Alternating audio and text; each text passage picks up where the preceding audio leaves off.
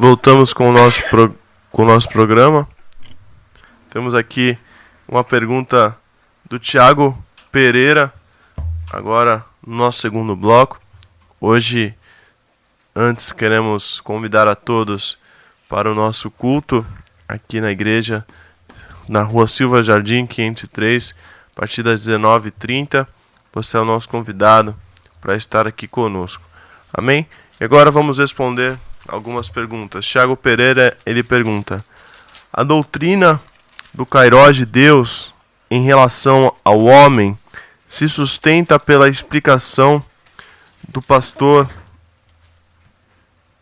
não entendi o nome, que ensina o passado de Deus, o presente e o futuro para os termos desta era. É e sempre será. Vamos ler o texto que está em Gálatas, capítulo 4, verso 4.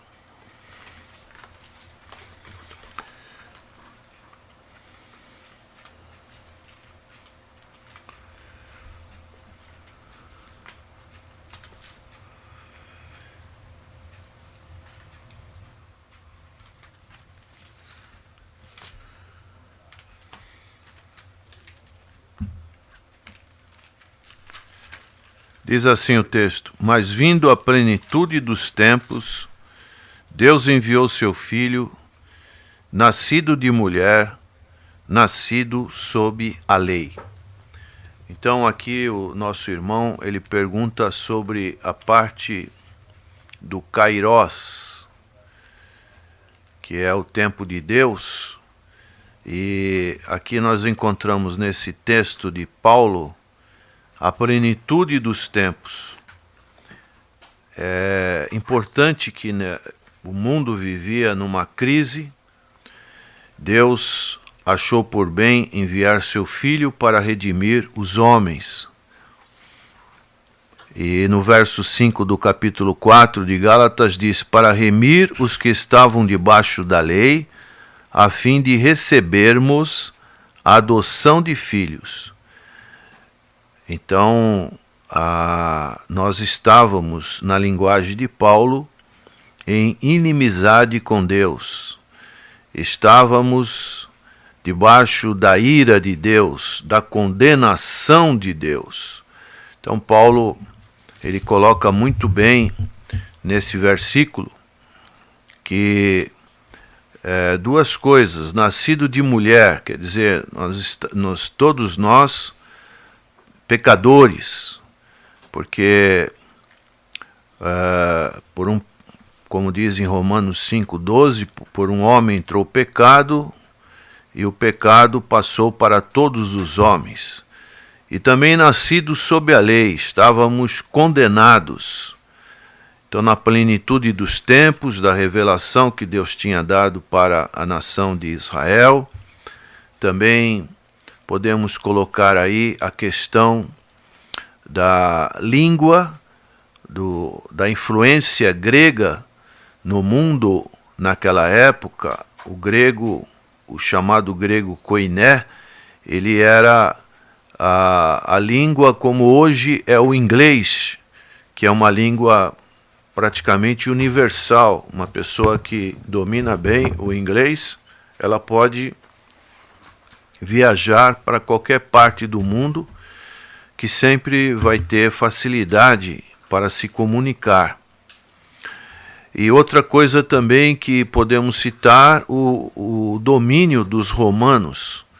E os romanos, eles foram, naquela época, povos que abriram estradas, povos que navegavam. Então, a comunicação era muito intensa nessa época em que Deus, no seu Kairós, enviou o seu Filho. E o tempo do homem é o tempo, como a Bíblia fala: hoje, se ouvires a sua voz, não resistais ao Espírito Santo, não endureceis o vosso coração. O coração do homem, ele tem que estar pronto para ouvir a mensagem do Evangelho. E agora aqui, esse nosso irmão, que foi uma pergunta do irmão Tiago, durante o nosso congresso, que fala que Deus tem o passado, o presente e o futuro. Então, Deus, um dos atributos metafísicos de Deus é a eternidade. O homem tem a questão do passado, do presente e do futuro.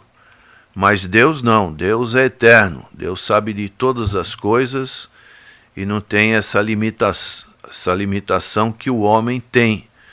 Por isso, lembremos-nos da palavra que está em Gálatas capítulo 6, versos 7 e 8. Tudo que o homem semear, isso também colherá. O que semeia na carne colhe corrupção. O que semeia no espírito colhe vida eterna. Nós temos que semear no presente para colhermos no futuro. E assim você deve estar no tempo de Deus, juntar o tempo cronos do homem com o tempo de Deus. Em relação a essa questão do o tempo de Deus, primeiro precisamos entender que o tempo de Deus, ele é perfeito, assim como também são todos os seus caminhos. Então Deus, ele nunca se atrasa e também nunca chega cedo. O tempo dele é o tempo em que ele determina. Então todo o seu tempo é perfeito, os seus caminhos são perfeitos e ele sempre deseja o melhor para todos nós. Temos também que entender a soberania de Deus. Deus, ele é soberano. E sendo soberano, ele é o Deus do tempo. Então, às vezes, nós, com as nossas dificuldades, com os nossos problemas, nós oramos, clamamos, pedimos e queremos que a resposta do Senhor venha de forma imediata. Mas como ele é soberano, no tempo certo, ele nos ouve e ele nos atende. E durante este período em que nós estamos aguardando o tempo dele cumprir as suas promessas em nossa vida, nós devemos ter, primeiro, confiança. Ele é o nosso Deus, ele tem um controle de tudo, ele deseja o melhor para nós. Devemos ter confiança que na hora oportuna ele vai nos socorrer. E ter paciência e ter também perseverança e continuar orando e clamando. Agora, concernente ao tempo de Deus para a salvação, ele é imediato. A Bíblia é muito clara. Hoje é dia de salvação. Então, o tempo de Deus para salvar o homem não é amanhã, não é no futuro, é hoje. Nós encontramos lá em 2 Coríntios, capítulo 6, do versículo 2, aonde Paulo afirma, está relatado por Paulo, né, na sua epístola, porque diz, ouvi-te em tempo aceitável e socorri-te no dia da salvação. Eis aqui agora o tempo aceitável. Eis aqui agora o dia da salvação. Então o dia da salvação é hoje. Hoje você pode ter um encontro com Deus. E também, falando sobre tempo, é muito bom nós relembrarmos aquela passagem de Oséias, capítulo 10, versículo 12, aonde nos afirma que hoje também, além de ser o tempo de salvação, é o tempo de se buscar ao Senhor. Lá em Oséias capítulo 10, versículo 12, diz o seguinte: semeai para vós em justiça, ceifai segundo a misericórdia, lavrai o campo de lavoura, porque é tempo de buscar o Senhor, até que venha e chova a justiça sobre vós. Portanto, é tempo de buscar o Senhor. Então, resumindo, o tempo de Deus, ele é perfeito, assim como são os seus caminhos. Deus nunca se atrasa, ele nunca chega cedo. Ele tem um tempo determinado. E isto está relacionado com a sua soberania. Enquanto aguardamos o tempo de Deus, devemos ter confiança, paciência e perseverança. E concernente à salvação, hoje é tempo de buscar o Senhor. E para nós que já encontramos o Senhor Jesus Cristo como nosso Salvador, hoje é tempo de nós buscarmos a Ele, buscar o seu poder, a sua graça, para fazermos a sua obra. Portanto, é tempo de buscar o Senhor. Amém. Outra pergunta que temos é do Guga, que diz: por que tantos pastores pregam a maldição hereditária? É porque traz benefícios financeiros ou é para oprimir e escravizar os cristãos? Eu diria, meu irmão, que isso é um modismo. Infelizmente, na igreja evangélica, principalmente a igreja neopentecostal, porque uma igreja pentecostal tradicional é uma igreja séria, crê na manifestação do Espírito Santo, do batismo com o Espírito Santo, na atualidade dos dons espirituais, não se envolve com este modismo. Agora, infelizmente, tem surgido na igreja modismos.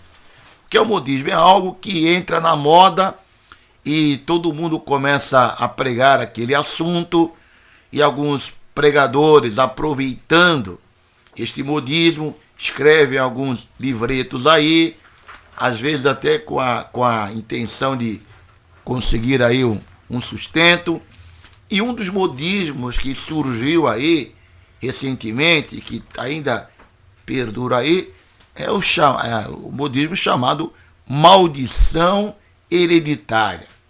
Isto tem sido uma tragédia na igreja, um modismo que entrou, que algumas igrejas pregam, que uma pessoa se convertida, que foi salva, que os seus pecados foram perdoados, que recebeu o Espírito Santo, mesmo sendo crente, está debaixo de maldição porque um parente, alguém do passado, se envolveu com idolatria, se envolveu com feitiçaria, e hoje ele está sofrendo, hoje ele está doente, hoje ele não tem uma boa condição financeira, porque no passado alguém cometeu um pecado. Então ele está sofrendo não pelos seus pecados, não pela forma que ele vive, mas pelo pecado de ter passado. E nós não temos tempo agora para explicar isso detalhadamente, mas é uma doutrina contrária à palavra do Senhor, nega a eficácia do sangue de Cristo, nega que quando a pessoa se converte, Jesus Cristo liberta de todos os pecados. Então, meu irmão, preste bem atenção no que eu estou te dizendo hoje. Você que recebeu a Cristo, nunca participe de uma reunião de quebra de maldição. Isto vai ser maldição para a tua vida, porque está rejeitando a obra que Cristo realizou na tua vida. Creia que o Senhor Jesus realizou uma obra na tua vida. os teus pecados foram perdoados, você é uma nova criatura, e durante a trajetória da vida cristã vai ter dificuldade, vai ter problemas, vão surgir enfermidade, não é tudo muito bonito como se prega, tem dificuldade, mas o Senhor está presente conosco. Então, crente que participa de quebra de maldição, ele corre o risco de ficar oprimido, porque ele está negando a obra de Cristo e está dizendo que o diabo tem poder na sua vida, e não tem. É modismo, e já está na hora da igreja acabar com isso e pregar a mensagem do Evangelho. Inclusive, eu quero convidar você para na próxima sexta-feira, ali na nossa subsede, ali em São Vicente, na rua Alice Machado, na rua Frei Gaspar, 3.331. Sexta-feira vou iniciar um estudo bíblico ali sobre este tema, a teologia da maldição hereditária. Estarei pregando sobre este assunto na próxima sexta-feira. Todas as sextas-feiras nós ministramos ali um estudo bíblico. Terminamos agora o livro de Oséias e eu vou estar falando sobre isto aqui. Já estou até com o material aqui na minha mão. O falso ensino da teologia da maldição hereditária. E você está então convidado para ouvir e aprender a palavra do Senhor. Podemos ainda, dentro desse comentário, citar o texto de Romanos capítulo 5, verso 15, onde Paulo diz: mas não é assim o dom gratuito como a ofensa. Porque se pela ofensa de um morreram muitos, muito mais a graça de Deus e o dom pela graça, que é de um só homem, Jesus Cristo, abundou sobre muitos. Então aqui o apóstolo Paulo está ensinando, nesses versos, a partir do verso 12, a complementação desse capítulo 5 de Romanos, que Paulo ressalta a suprema suficiência da redenção que foi provida por nosso Senhor Jesus Cristo lá na cruz do Calvário, para desfazer os efeitos da queda. Então, isso é algo que Cristo, ele trouxe vida, ele trouxe graça. Então, a graça de Deus e o dom pela graça, que é de um só homem, Jesus Cristo, abundou sobre muitos. Então não precisa, se você está em Cristo, não precisa ficar fazendo quebra de maldição, porque se alguém está em Cristo, é o quê? Nova criatura. As coisas antigas se passaram, eis que tudo se fez novo. Viu, pastor? Temos aqui o texto de Ezequiel, capítulo 18, o livro do profeta Ezequiel, capítulo 18, ele acaba com este ensino da maldição hereditária. Então não vamos aqui ler tudo, você pode ler em casa. Você lê este capítulo aqui, você vai entender que isso aí é modismo. Mas o versículo 1 ao versículo 3 diz assim: e veio a mim a palavra do Senhor. Então é a palavra do Senhor, não é a palavra de pregadores aí da neopentecostais. Que tendes vós que dizeis esta parábola acerca da terra de Israel, dizendo: os pais comeram uvas verdes e os dentes dos filhos se embotaram. Vivo eu, diz o Senhor Jeová, que nunca mais direis este provérbio em Israel. Então, antigamente, o povo de Israel acreditava nisso, neste ensino errado. E o Senhor está falando: nunca mais digam esta palavra, nunca mais. E hoje, os pastores envolvidos com esta prática estão dizendo exatamente aquilo que Deus falou que estava errado. A alma que pecar, essa morrerá. O filho não levará maldade do pai. Versículo 20. E nem o pai levará maldade do filho. Nunca mais diga que o filho leva a maldade do pai, a maldição do pai. E vem agora esses pastores neopentecostais, até algumas igrejas aí envolvidas com isso, contrariar a Bíblia e dizer aquilo que a Bíblia afirma para nunca mais falar. Por isso que nós aqui da Igreja Evangélica da Paz estamos pautados pela Bíblia e dizemos: aqui na nossa igreja não tem quebra de maldição. Jesus salva, liberta e a pessoa recebe, se fez uma confissão verdadeira, seus pecados são perdoados e ela torna-se uma nova criatura. E cumprimos aqui esta palavra: nunca mais direis este provérbio em Israel e nem dentro da igreja. Amém.